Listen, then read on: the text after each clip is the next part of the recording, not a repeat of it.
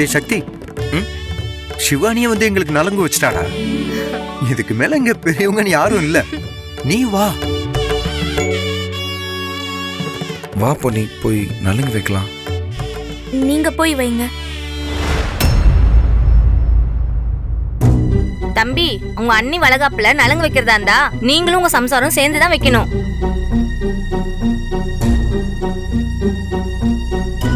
இதெல்லாம் தனியா செய்யக்கூடாதுப்பா. இந்த சம்பிரதாயம் எல்லாம் புருஷன் முன்னாடி சேர்ந்துதான் செய்யணும். அம்மா நீயும் வாமா.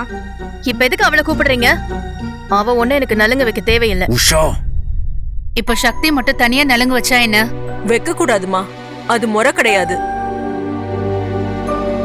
இந்த வீட்டு மூத்த மருமகளுக்கு வளகாப்பு நடக்கும்போது அதுக்கு இந்த வீட்டோட இளைய மருமக புருஷனோட சேர்ந்து நலங்கு வைக்கலன்னா எப்படி? நாங்களாம் தனியா தானே நலுங்கு வச்சோம். நீங்க எல்லாம் கல்யாணம் ஆகாத பிள்ளைங்கம்மா. ஆனா அவ அப்படியா? ஐயா ஆள் ஆளுக்கு இப்படிதான் பேசுவாங்க. இப்ப நீங்க சொல்லுங்க என்ன பண்ணலான்னு. நீங்க சொல்றதாமா சரி. பொன்னி, நீயும் சக்தியும் சேர்ந்து போய் நலங்கு வைங்க. இல்ல மாமா. என்னங்க இது?